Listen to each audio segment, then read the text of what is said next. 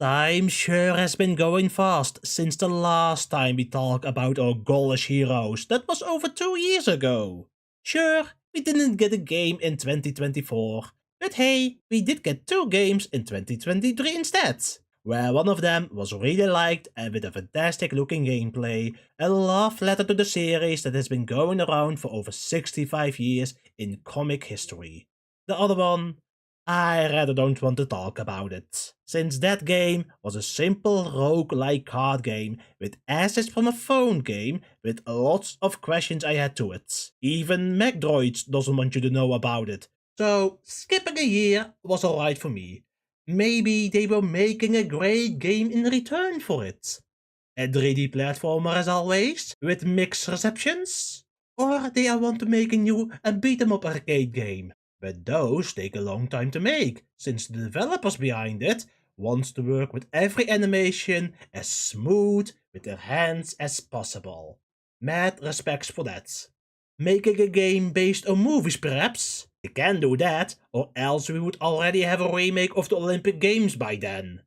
If license was not a factor into it. Oh, I wish we could play that game again in modern consoles. One day, my friends. One day. So what for game do we get this year? How about we go back to the classics before 3D was a thing? A nice classic platformer game they did back in the day when that was all the rage in the 80s and 90s.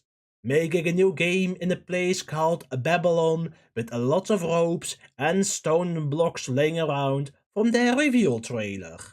Where, by the looks of it, this platform element is going to be based on a Kong who likes bananas. Guess they want to save the ones based on a Red Plumber or Speedy Blue Hedgehog from another time if they need to make another 2D platformer game next year. For now, let's see how this game is any fun to play with my little Switch one for you all. Well, hello there everyone, my name is Steeghs and welcome to our yearly-ish review, where we are looking at Asterix's new game adventure for 2025, called Asterix Obelix Mission Babylon.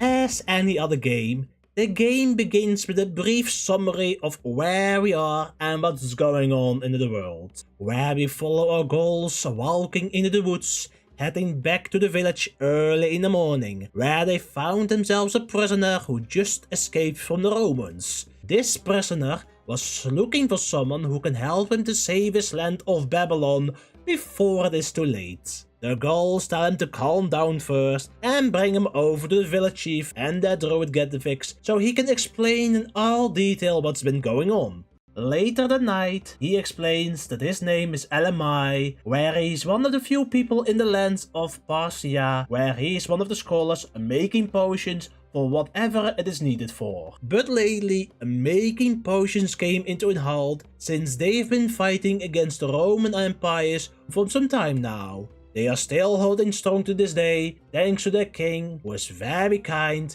and has a strong leadership. Sadly, he's been poisoned for some quite time now, and he's very ill, laying on death's door.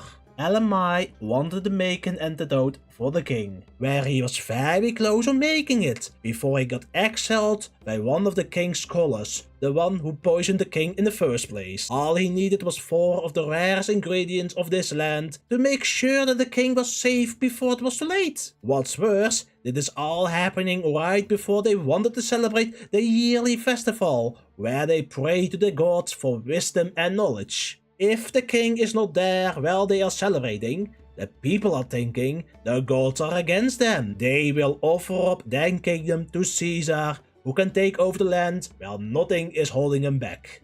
So now he is here and is asking if Asterix and Obelix are happy to help him to find him the 4 ingredients of his land and save the king from the Romans and the evil king's right-hand man.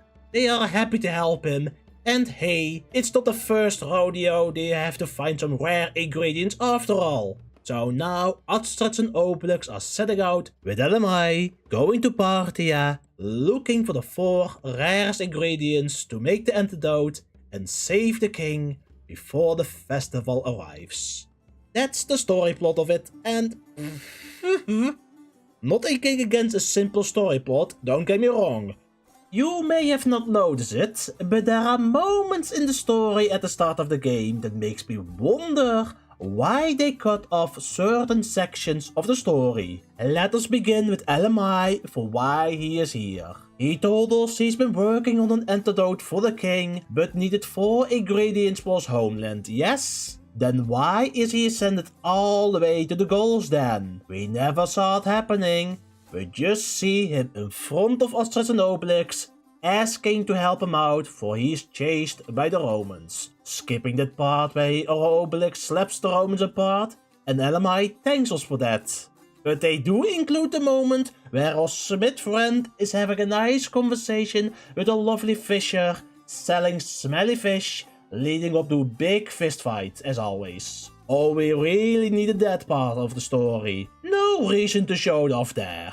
All in the morning, before the cuts off to the nighttime, where then LMI explains it all over again to them, to the chief, and get a fix. Just keep it simple, Steeghs. People are not here for the story. Platformer games are never all about that. It's about the gameplay side of things. The story will pick up to the ending anytime now, if we are lucky.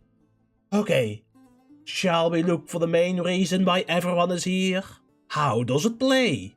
Well, let's begin with any basic platformer rules we have in the unwritten rules for platformer games. They must walk to the right side of the screen where there may be obstacles in its way.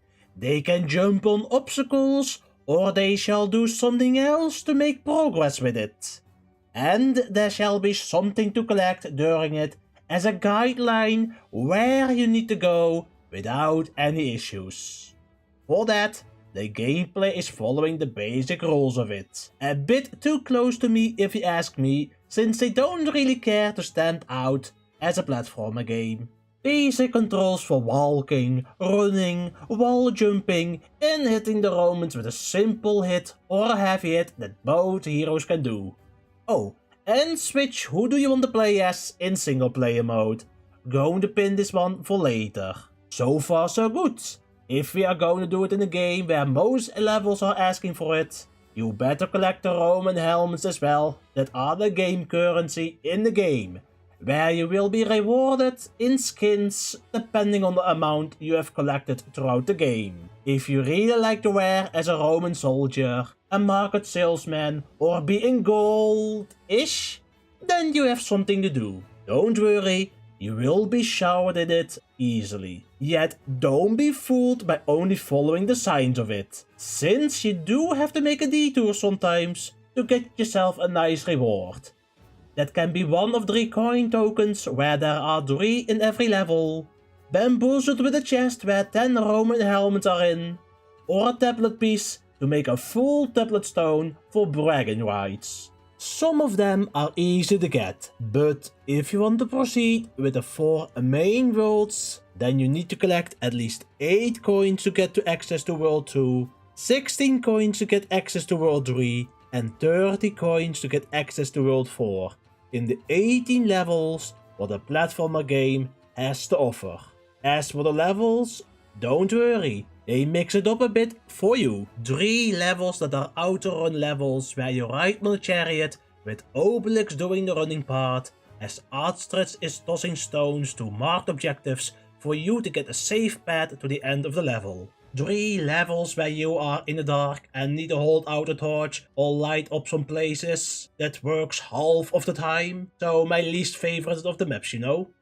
2 levels where you are running away from a stone ball rolling towards you or lava dropping on you. They were fast and snappy, so those were my favorite levels. With as last, 1 level against the sandstorm where you can hide inside the tent or otherwise take 1 point of damage. and one level where you can glide with a blanket that there's no timer on it how long you have it, so be careful with it. Then the other levels in the game are all your basic platform levels that start out simple but become a little bit harder with traps and puzzles along the way for you to take or slide like the cover of the game. What I don't understand is, why it is unfair who can do something specific. Obelix can push heavy stones aside with his hand, run like a hamster in a hamster wheel, collect the Roman helmets easier because he has bigger red boxes, pick up a shield so Asterix gets an extra little height to jump to somewhere else, oh, and use his extra big booty to switch the blue panels or break simple different looking wooden platforms. And what does Asterix get in return then? Well, he's a little bit faster in anything when it comes to platforming and can duck underneath some platforms to reach some parts of the map that he alone has access to it.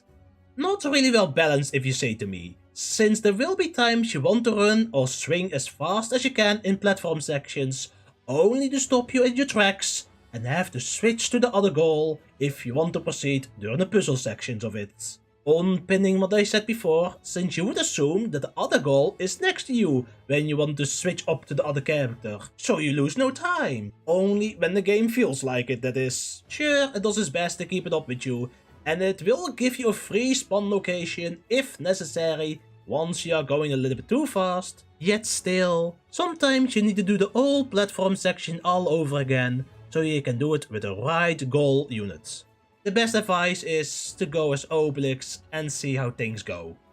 He's also kind of the best unit when it comes to combat, what we have in the game.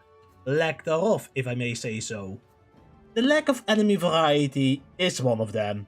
Normal Roman soldiers, fat Roman soldiers, Roman with the shields, or they are in a barrel/bush.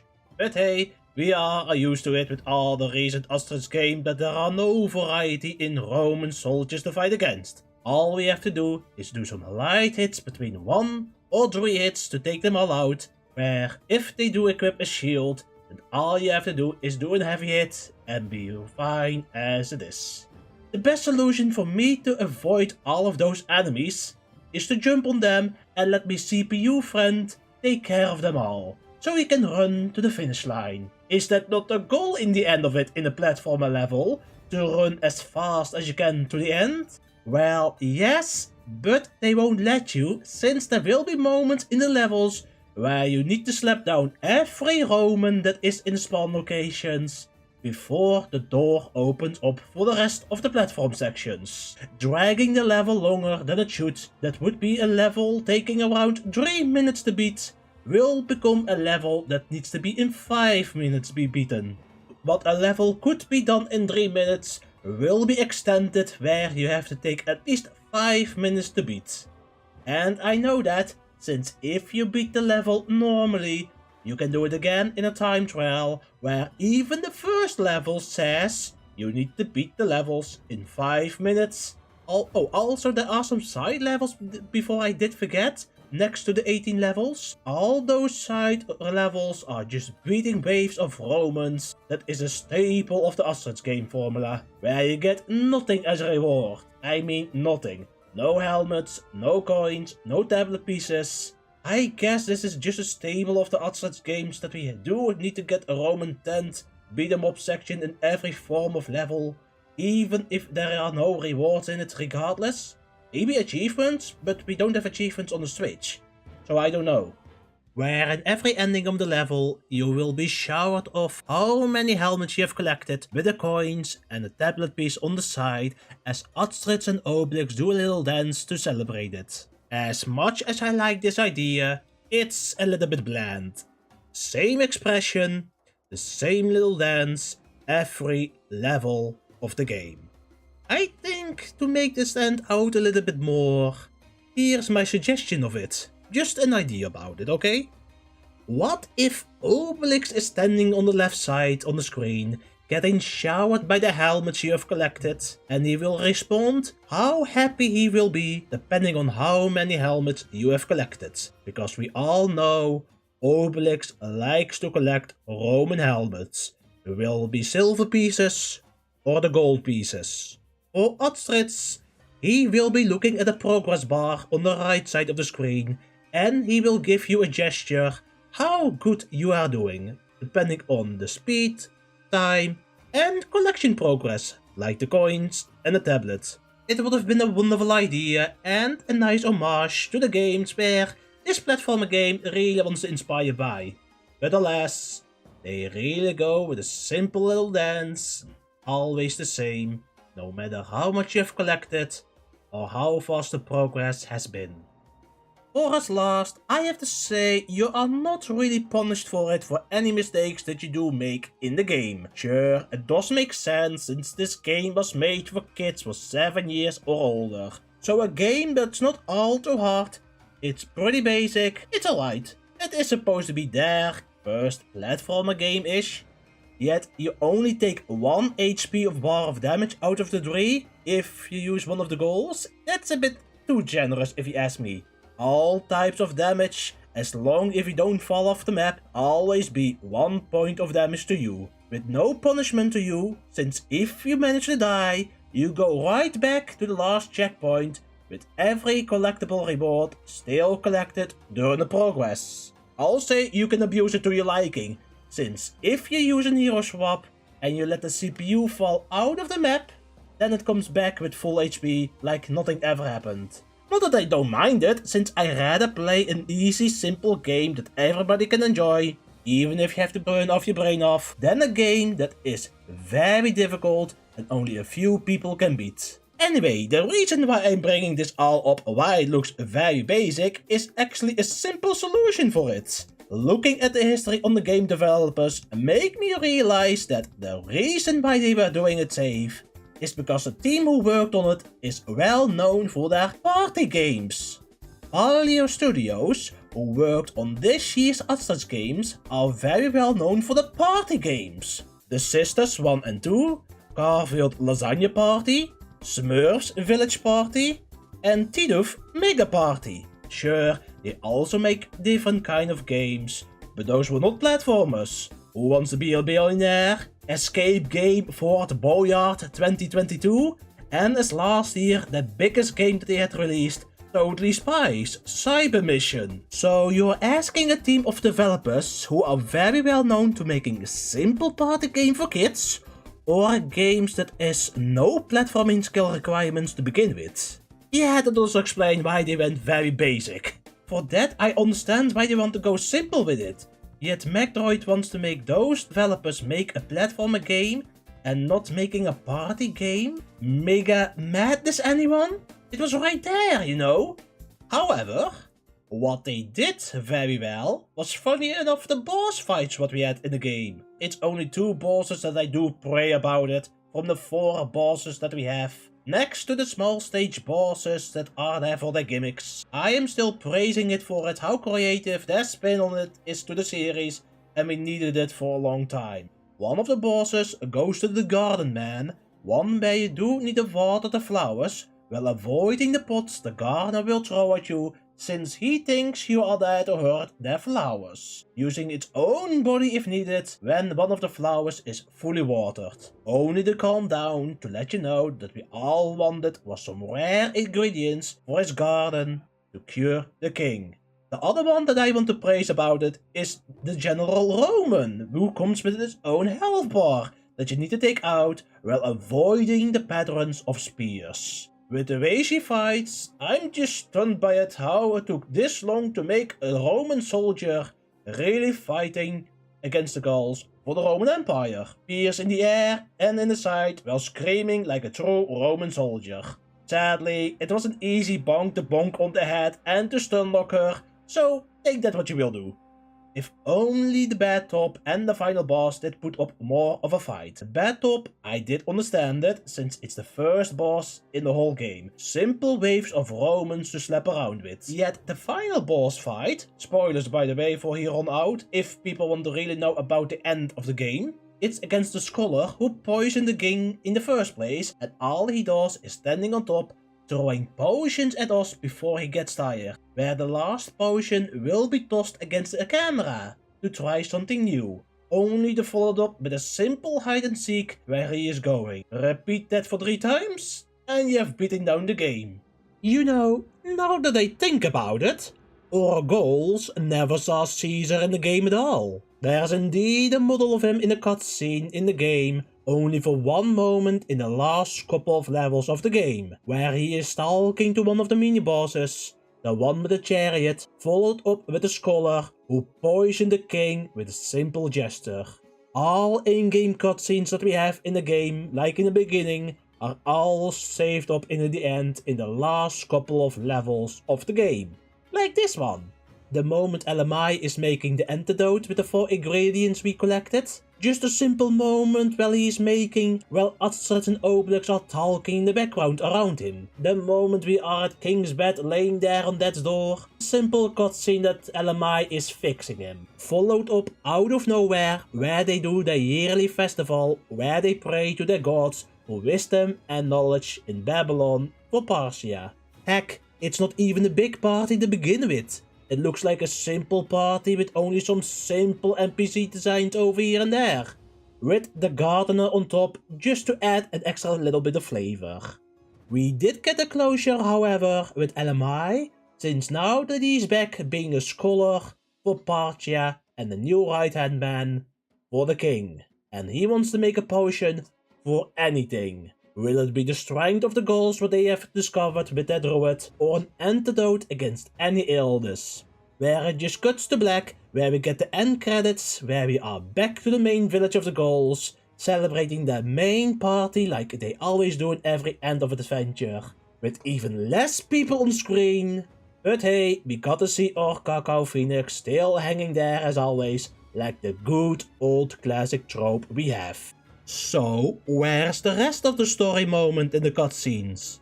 What we have is simple slides in PNG format talking to you to the moment when they are allowed to talk.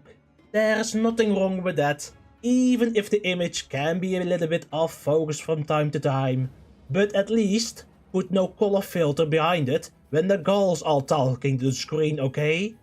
It's not only me, right, for some odd reason, but when Asterix is talking, we get a red filter behind him, and when Obelix is talking, we get a blue filter behind him.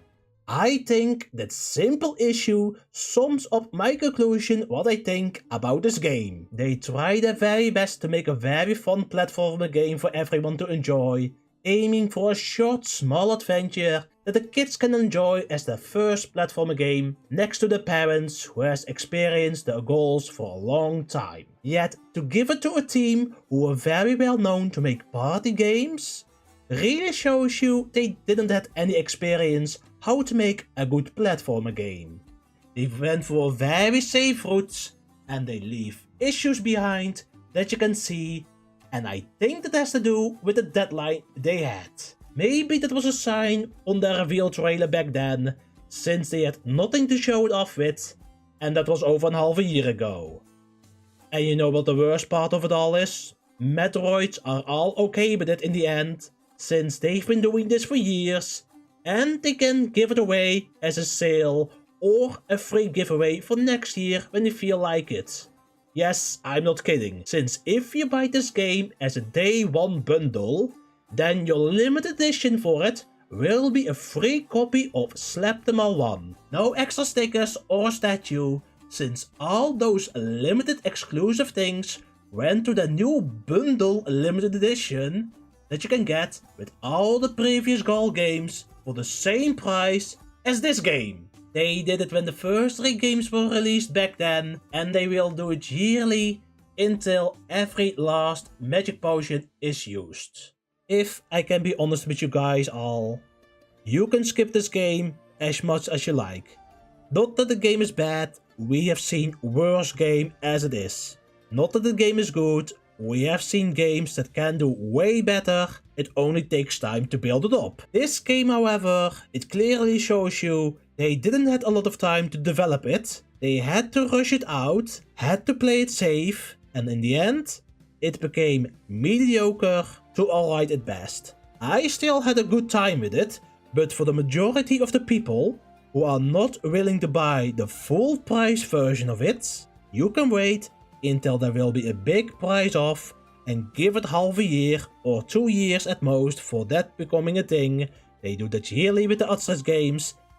Maybe it will become in a bundle like the rest of it. And who knows, maybe we'll enjoy it a little bit more than that. Either way, that's all what I have to say. Thank you all so much for watching. Leave in the comments below what you're already thinking about the game, why you may like it or dislike it. And we see each other again next time. Bye bye everyone. Bye bye.